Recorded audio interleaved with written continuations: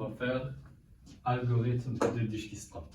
L'algorithme de Dijkstra, c'est quoi? Ça sert à quoi? C'est un algorithme qui va permettre de trouver la distance entre un point X et un point Y le plus court.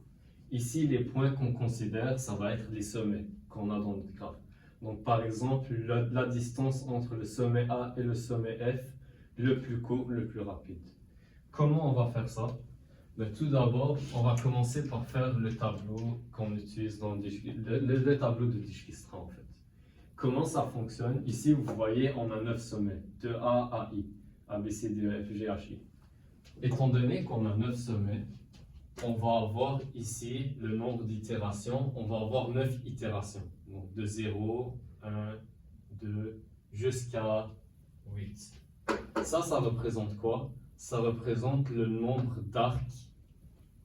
Donc ici, le nombre d'arcs ou de flèches qu'on a utilisé pour se rendre du point A au point X. Donc quand on commence avec 0 itération, on n'a trouvé encore aucun chemin. Donc on ne sait pas la distance de A à F, on ne sait pas la distance de A à A, on ne sait rien du tout encore. Donc les sommets qu'on a, c'est rien. C'est juste un ensemble vide. Le S ici, il représente les sommets. Okay? Le sommet A, il a besoin de... En fait, qu'est-ce qui a besoin d'aucun arc pour se rendre de A à quelque chose? Ça va être de A à A, étant donné que tu restes au A. La distance que tu parcours, ça va être 0. Le reste, ils ont tous besoin d'un arc ou plus pour parcourir la distance. Donc, on ne les a pas encore évalués pour l'instant. On est encore dans la première itération qui est à 0. Donc, on ne sait pas la distance qu'ils ont, qui les sépare du point A. Donc, on va prendre en considération que ce sont tous des infinis. Infinis qui représentent une distance qu'on n'a pas encore pu évaluer. Ça pourrait être n'importe quoi. Donc, c'est des infinis.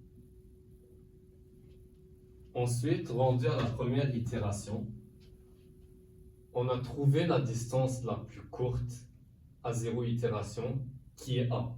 Parce que les autres n'ont pas pu être évalués encore. Et la seule qui a pu être évaluée, c'est le point initial, donc le point A. Qu'est-ce qu'on va mettre ici? On va mettre le sommet A. Étant donné qu'on l'a évalué, on fait juste mettre une petite barre. Là, qu'est-ce qu'on peut évaluer du point A? C'est quoi les voisins du point A qui peuvent être atteints avec un seul arc? Donc, on voit ici qu'on a le C, on a le E et on a le B. Donc, comment on va les écrire? On commence par le B. Du point A au point B, l'arc a une valeur de 4. Donc, ici, qu'est-ce qu'on va avoir? 4 AB. C'est ça. Donc, du point A au point B, ça nous coûte 4, ça a une valeur de 4 pour se rendre directement de A à B. Ensuite, même chose pour C et pour E. Pour ce E, pour C, ça va être 2 AC. Et pour E, ça va être 7 AE.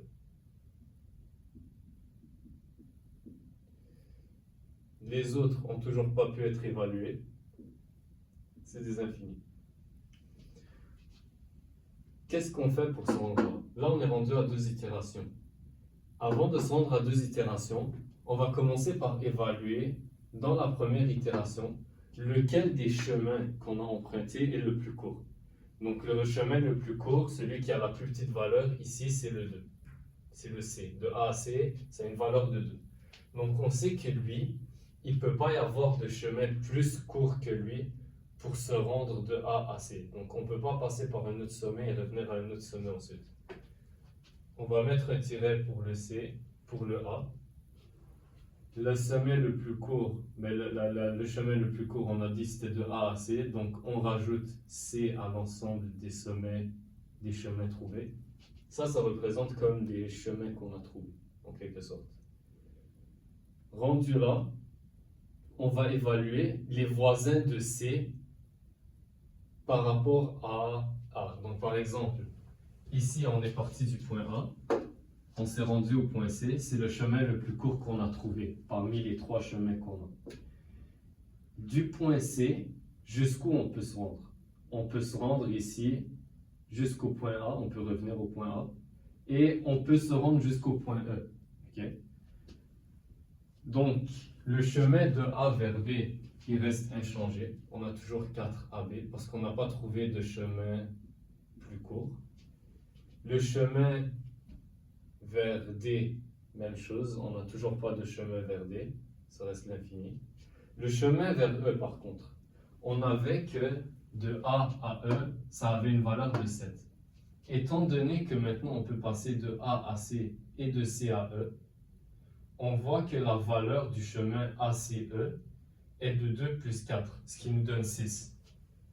Donc le chemin vers C, vers E ici, pardon, va être de 6 à CE.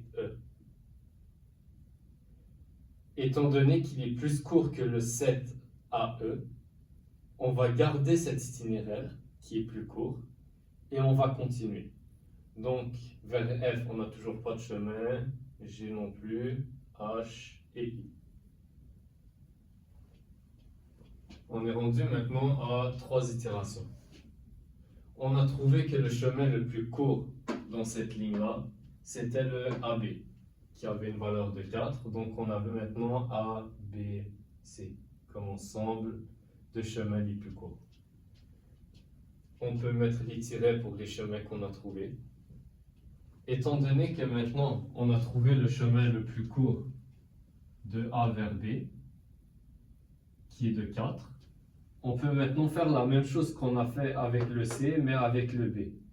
Donc de A vers B, on a une valeur de 4. Ensuite, le B, il peut se rendre où? Il peut se rendre au D. Donc on a un nouveau chemin, ABD, qui a une valeur de 4 plus 1, donc 5. ABD. Est-ce qu'on a un nouveau chemin vers E à partir de B? On n'en a pas, donc on a toujours le même chemin, 6ACE. À part ça, tous les autres chemins, ils sont toujours introuvables, toujours indéfinis. C'est des infinis.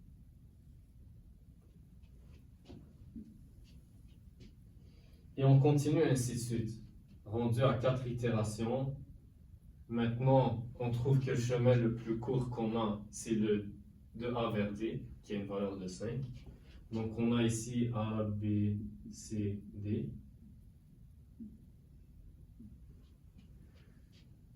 On met des petits tirets. À partir de D, où est-ce qu'on peut se rendre? On peut se rendre au G, on peut se rendre au E. Okay? Donc, si on va à B, D, qui a une valeur de 5, on se rend ensuite au G, ça fait plus 1, donc 6. On a 6, A, B, D, G. Ici. On peut se rendre au E, on a 4, plus 1, 5, plus 3, ça fait 8. Mais on a déjà un chemin vers E qui a une valeur de 6. Étant donné que la valeur qu'on vient de trouver pour le nouveau chemin est de 8, elle est plus grande, donc ça ne nous sert à rien. On garde le chemin le plus court, on garde le 6 ACE. On n'a toujours pas de chemin vers F, H et I non plus. Donc on a encore des infinis ici, des chemins déterminés. On est rendu à 5 itérations. Le chemin le plus court ici, on a E et on a G. Étant donné que les deux ont la même valeur, on peut choisir n'importe lequel que vous voulez.